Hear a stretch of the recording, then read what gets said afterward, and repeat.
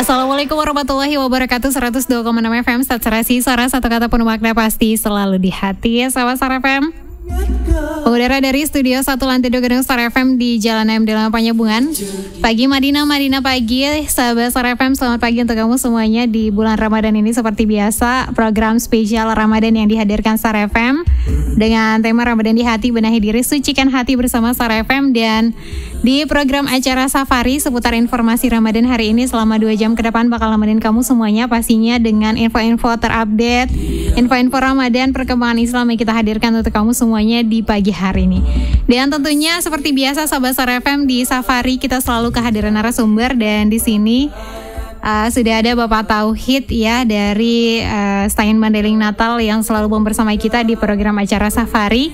Dan kita coba sapa dulu ya sahabat Star FM. Halo, assalamualaikum Pak. Waalaikumsalam. Gimana kabar hari ini Pak? Alhamdulillah sehat. Alhamdulillah sehat ya. Makasih Pak udah hadir pagi ini. Sama-sama. Ya, kita sama-sama memperkaya ilmu pengetahuan kita sahabat Star FM di program acara Safari, di mana hari ini kita membahas tentang tema implikasi hadis Rasulullah Shallallahu Alaihi Wasallam dalam kurikulum Merdeka, gitu ya Pak? Ya, oke.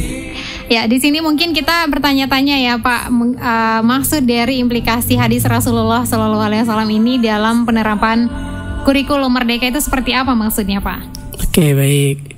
Jadi maksudnya bagaimana hadis-hadis yang ada dari Rasulullah SAW sebagai sandaran atau dasar kita beragama atau hidup termasuk dalam dunia pendidikan dituangkan dalam kurikulum Merdeka gitu. Karena ketika 2022 muncul kurikulum Merdeka dan kemudian 2023 diwajibkan oleh Kementerian Pendidikan untuk seluruh satuan pendidikan menggunakan kurikulum Merdeka, awal-awalnya banyak sebenarnya pro dan kontra. Dulu saya mengira itu hanya muncul dari orang Islam, tapi ternyata sebagai fasilitator sekolah penggerak ya, yang juga turun ke pendidikan-pendidikan, ke satuan pendidikan dampingan dari yang bukan agama Islam pun sebenarnya pro kontra juga gitu. Ada yang mengatakan ini politisasi lah, ada yang proyek-proyek pemerintah menghabiskan anggaran dan sebagainya gitu. Tapi dalam kesempatan ini tentu kita khususnya dari orang Islam ya.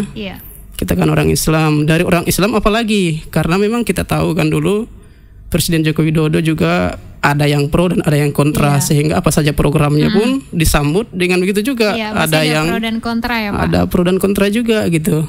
Jadi adalah di antara umat Islam itu mengatakan ini bahaya ini proyeknya. Katanya pendidikan agama Islam udah dikurangi nih jamnya. Nanti anak-anak kita nggak paham agama dong, masa depannya mana gitu. Nah, atas dasar itulah sebenarnya dalam kurikulum Merdeka pun banyak hadis-hadis Rasulullah yang dituangkan dalam bentuk kebijakan gitu. Nah, inilah maksudnya seperti itu. Berarti ini emang ada pro kontra dari penerapan kurikulum Merdeka ini ya Pak? Ya betul. Sebenarnya bukan cuma di kurikulum Merdeka ya. Setiap ada yang baru termasuk di kurikulum dunia pendidikan, pro kontra itu lumrah adanya. Disitulah tugas kita sebagai akademisi atau dari pemerintah tentu memberikan penjelasan agar clear, jangan ada praduga atau suuzon di antara kita bersama gitu dalam berbangsa dan bernegara, khususnya dalam dunia pendidikan. Kalau misalnya dari tema kita implikasi hadis Rasulullah ini, sebenarnya hadis-hadis ini hadis ini diterapkan di kurikulum ini atau seperti apa Pak? Ya betul. Ada banyak hadis nanti itu, bahkan ayat Al-Quran juga yang esensinya diterapkan dalam kebijakan dalam kurikulum Merdeka seperti itu. Ya, seperti kira-kira contohnya seperti apa Pak? Oke, baik.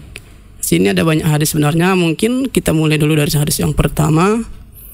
Hadis yang pertama yang diriwayatkan oleh Imam Muslim dari Muawiyah bin Abi Sufyan. Hadis ini saya yakin apalagi kita di Mandeling Natal sekarang di Mekah sudah populer ya di kalangan pesantren. Rasulullah SAW bersabda, "May yuridullahu bihi khairan yufaqihullahu fid din." Artinya, siapa yang Allah inginkan kepadanya kebaikan, maka Allah buat dia fiqih dalam hal agama. Nah, jadi implikasinya dalam kurikulum merdeka seperti apa? Nah, kita sebagai dosen bahasa Arab tentu menganalisisnya dari aspek bahasanya ya. Iya. Pertama, mayuridullahu bihi khairan. Kata khairan itu dalam ilmu pendidikan bahasa Arab adalah kata dalam bentuk nakirah atau kata umum. Artinya kebaikan-kebaikannya ini tidak langsung ditentukan apa saja gitu. Banyak nanti kebaikan yang akan Allah berikan kepada seseorang, dan jika kebaikan itu akan diberikan, yufaqihullahu fiddin, Allah buat seseorang itu faqih dalam hal beragama. Nah, implikasinya dalam kurikulum merdeka yang pertama ada dalam kurikulum merdeka itu namanya capaian pembelajaran yang disingkat dengan CP. Iya. Jadi di kurikulum kita sebelumnya model pembelajaran itu ada dulu langkah-langkah pembelajaran, ada media ajarnya, ada pembelajarannya dulu, baru ada tujuan pembelajarannya. Ada dulu prosesnya, baru ditentukan outputnya seperti apa gitu. Nah, dalam kurikulum kita merdeka yang sekarang ditentukan dulu outputnya seperti apa, kualitas siswa-siswa kita nanti ketika tamat SD, tamat SLTP atau SMA-nya seperti apa, baru dibuat pembelajarannya gitu. Jadi tujuannya dulu ya Pak? Ya, tujuannya dulu, outputnya dulu ditentukan seperti apa maunya, baru dikreasi bagaimana model pembelajarannya. Maka tanya dengan hadis ini, dalam hadis ini pun mayuridullah dulu khairan. Upahnya dulu atau outputnya dulu Allah sampaikan, baru caranya bagaimana? Caranya yufaqihullahu fiddin. Allah fahamkan dia dalam urusan beragama. Nah, samalah dengan kurikulum merdeka yang sekarang. CP-nya dulu, baru proses pembelajarannya. Nah, ini kan secara tidak langsung adalah implikasi dari hadis Rasulullah SAW. Nah, kata yufaqihu fiddin adalah sebuah proses. Kata faqih di sana berbeda dengan alimah dalam bahasa Arab. Alimah itu mengetahui, arafa juga mengetahui. Tapi kata faqih itu bukan cuma sekedar paham atau fahim, dan juga bukan sekedar mengetahui atau alimah, tapi dia tahu, dia paham dan diamalkan secara konsisten. Maka jika ingin mendapatkan sesuatu kebaikan, maka Allah buat seseorang itu konsisten dalam beragama. Kaitannya dalam dunia pendidikan pun begitu. Maka jika seseorang ingin mendapatkan kebaikan, maka dibangunlah karakternya. Dalam kurikulum merdeka dikenal dengan dimensi profil pelajar Pancasila. Yang pertama itu adalah beriman dan bertakwa serta berakhlakul karimah.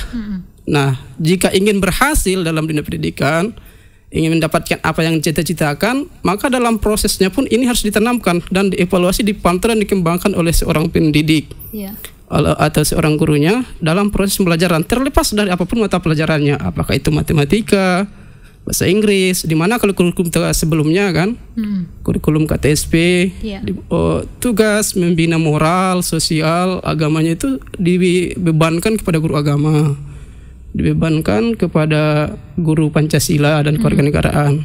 Tapi di kurikulum merdeka itu menjadi beban untuk atau tugas tanggung jawab semua mafil tanpa pandang bulu. Nah, kembali lagi tadi, jika dalam kurikulum merdeka ada namanya CP, baru proses. Nah, dalam hadis Rasulullah pun ini disampaikan yuridullah bihi khairan, ada dulu tujuannya, baru ada prosesnya, seperti itu. Berarti ini kayak semua guru ataupun semua pengajar, pendidik itu emang harus wajib ya memberikan pembelajaran ataupun memahamkan para muridnya tentang karakter, seperti itu ya Pak? Iya betul, pembinaan karakter, betul. Dari semua mata pelajaran. Apapun gitu, mata pelajarannya. Nah, dalam kurikulum merdeka itu nanti ada asesmen namanya diagnostik.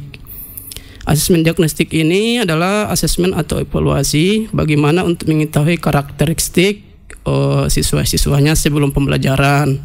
Dominannya kemana, ke audio kah, video kah, kemudian untuk menganalisis sebenarnya kemampuan siswa tersebut dalam mata pelajaran yang akan diajarkan seperti apa, dia butuhnya atau level kesulitan belajarnya sampai apa, itu namanya asesmen diagnostik. Kemudian ada yang kedua, asesmen formatif. Asesmen formatif itu adalah performa siswa selama pembelajaran. Nah, disinilah dalam proses pembelajaran di matematika, olahraga, kimia, nanti performanya dipantau. Yang dipantau itu apa? 6 dimensi profil pelajar Pancasilanya. Yang pertama akhlakul karimahnya, gotong royong kerjasamanya, kebinekaan globalnya, penerimaannya terhadap semua perbedaan, kreativitas, mandiri dan nalar kritisnya seperti dalam performance selama dia proses belajarnya. Baru nanti yang ketiga ada namanya asesmen formatif terkait khusus dengan kognitifnya, pengetahuan dia tentang materi yang sedang dipelajari seperti itu. Ya, karena ini memang ada korelasi ya Pak antara Pancasila dengan agama Islam itu saling berkaitan ya Pak? Ya tentu, karena memang Pancasila itu dasar pertama dasar bernegara kita. Dan dasar bernegara kita adalah merupakan ide dari semua agama. Kemudian juga ada memang dulu di awal-awal kurikulum merdeka itu adalah seperti agamaisasi agama ya. Iya. Bukan islamisasi agama, itu harus dibedakan ya. Itu beda ya Pak? Beda. Kalau agamaisasi pendidikan, di mana pendidikan itu harus menganut dan menularkan atau menjadi fasilitasi bagi semua agama. Kalau umpamanya di agama Kristen, maka nilai agama Kristennya bagi siswa-siswi Kristen itu terajarkan, tersampaikan, terbinakan melalui pendidikan. Dan kalau dia Islam, maka nilai-nilai Islamnya itu terajarkan dan terbinakan melalui pendidikan. Nah seperti itu. Ya, mungkin itu tadi dari capaian ya Pak hadisnya. Mungkin ada lagi nggak ya Pak kira-kira hadis lain yang mungkin yang diterapkan di dalam kurikulum merdeka ini? Oke, baik. Kita lanjut ke hadis yang kedua. Dari hadis dari Anas bin Malik.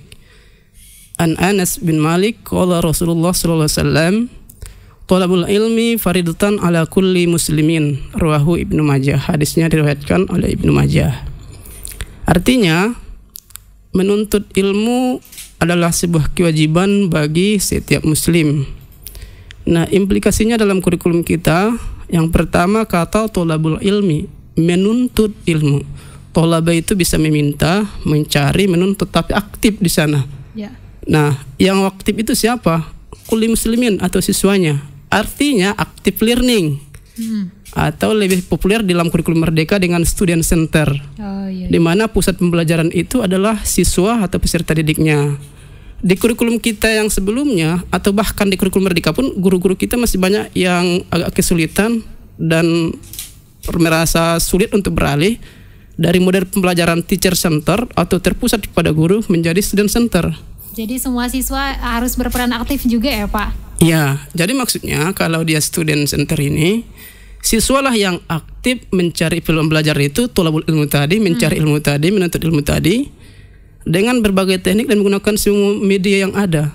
Jadi peran guru di sana lebih kepada fasilitator atau fasilitasi, membina dan menyiapkan kreasi atau rencana belajar. Boleh nggak nanti memfungsikan dalam kurikulum merdeka seorang guru itu memfungsikan fungsi dia sebagai teacher atau pengajar? Boleh, tapi tidak langsung dan itu tidak dominan. Kalau di kurikulum kita sebelumnya, kalau mungkin kita masih ingat ya, di mana guru datang ke kelas, disampaikannya pembelajarannya, diterangkannya, ditanyakannya ada yang paham atau tidak, kemudian dibuat soal. Paham katanya. Pas ditanya kalau nggak paham, saya yang nanya kata gurunya, baru ibu semua baru bertanya kan. Nah seperti itu. Jadi dibangunnya paham biar cepat pulang aja sebenarnya kan. Nah dia itu efek jangka panjangnya sangat berbahaya. Akhirnya nanti anak tidak terbiasa aktif, tidak terpola dalam alam bawah sadarnya atau psikologisnya untuk berperan aktif mencari apa yang diinginkan atau mencari apa yang dicita-citakan, tapi menerima, selalu memfasilitasi, sehingga ketika dia tamat maka terjadilah yang sebelum-sebelumnya itu lonjakan pengangguran gitu, yang hanya mengandalkan pekerjaan yang tersedia. Bahkan kadang untuk yang tersedia pun mereka nggak tahu caranya biar bisa bekerja di sana. Contohnya ada lowongan pekerjaan, nggak tahu dia bagaimana caranya biar masuk ke pekerjaan itu, karena dia nggak dididik. Yang dia dididik adalah diberikan, diantarkan ke rumahnya lowongan pekerjaan itu, lamarlah, kayak gitulah model pembelajaran kita sebelumnya. Nah sehingga ada memang juga yang berhasil dengan kurikulum sebelumnya karena dia memang aktif. Jadi walaupun gurunya itu aktif, dia lebih aktif lagi. Walaupun gurunya mungkin menjelaskan, pembelajaran fokus pada gurunya, tapi dia tetap juga aktif karena dia memang sifatnya aktif. Ditanyakannya, dicarinya di sumber yang lain, sehingga pola hidup, pola belajar seperti itu terbawakan juga ketika dia menjadi alumni atau output dari pendidikan kita. Tapi secara umum model pembelajaran yang terpusat pada guru ini sangat banyak efek negatifnya, berbahaya untuk masa depan peserta didik itu sendiri. Seperti itu. Nah, jadi yang pertama tadi thalabul ilmi itu adalah Student Center yang itu sebenarnya di kurikulum 13 sudah digaungkan, sudah diperkenalkan, tapi lagi-lagi guru kita kesulitan melaksanakannya, merubah pola pembelajarannya. Karena gini, guru-guru kita ini kan ada yang sudah 20 tahun mengajar, udah 30 tahun. Jadi ilmu yang mau diajarkan itu udah di luar kepala dia semua. Cobalah umpamanya IPA 6 bab, 30 tahun apa nggak hafal kan guru itu? Pasti udah hafal gitu. Ya, Pak? Jadi udah enak, nggak bawa buku pun dia udah tahu apa yang mau diajarkan ke kelas. Nah, ketika berubah model belajarnya, dia cuma mengasihkan penugasan, siswa yang mencari, dia seolah-olah guru ini merasa asing gitu. Ketika umpamanya dia lihatnya siswa bubar membentuk kelompok mencari sana sini, dipikir guru itu masih banyak yang berprinsip bahwa siswa saya kok ribut gitu, padahal mereka sedang bekerja berusaha mencari tugas. Karena dulu model pembelajarannya si guru itu diam, mendengarkan, pasif gitu. Itu baru yang bagus menurut persepsi si guru. Karena udah beda ya, Pak. Udah beda zaman kan. Sementara di zaman kita yang sekarang dituntut siswa harus aktif gitu. Silakanlah gunakan semua media yang ada, memiliki perpustakaan, audio, video, apa saja yang bisa menjadi pembelajaran. Nah, banyak hal kondisi seperti ini terkadang membuat model student center tadi waktu di kurikulum 13 ya, agak kesulitan untuk dilaksanakan. Nah, di kurikulum Merdeka, pemerintah kita itu sudah mengeluarkan dana yang sangat banyak, pensosialisasian, pembinaan guru-gurunya, kepala sekolahnya, pengawasnya, agar guru-guru kita memang siap untuk melaksanakan pelajaran yang model student center yang tolabul ilmi tadi. Kemudian ada berikutnya lagi, ada kata faridotun. Faridotun ala kulli muslimin, kewajiban. Jadi menuntut ilmu dalam Islam itu adalah sebuah kewajiban. Artinya bagi si guru dan peserta didiknya itu harus melaksanakan pembelajaran itu laksana seolahnya ibadah gitu. Ibadah kan kita sholat dikultuskan, kita benar sungguh-sungguh kan. Puasa pun begitu juga. Tidak berorientasi umpamanya guru berorientasi gaji dia atau pengawasan oleh kepala sekolah, atau sebagai siswa ketika belajar dia tidak lagi berorientasi kepada pengawasan gurunya. Tapi karena dia sadar ini adalah sebuah kewajiban laksana seperti sholat, puasa, haji dan sebagainya, maka dia melaksanakannya dengan secara sungguh-sungguh atau all out gitu ya. Kemudian ala kulli muslimin, bagi setiap orang muslim. Artinya ini tidak cuma di kurikulum Merdeka, sebenarnya di kurikulum sebelumnya pun ada istilah wajib belajar. Dulu 9 tahun, sekarang 12 tahun kan. Atau sebenarnya sepanjang hayat ya kalau dalam Islam. Cuman ya minimal walaupun tidak sesempurnanya udah ada program wajib belajar 12 tahun. Nah, seperti itu mungkin. Ya, mungkin masih ada beberapa hadis yang bisa kita bahas lagi ya Pak di penerapan kurikulum Merdeka ini. Tapi kita break dulu ya Pak, kita jeda sebentar dan nanti sahabat Star FM kita balik lagi di program acara Safari seputar informasi Ramadan hari ini.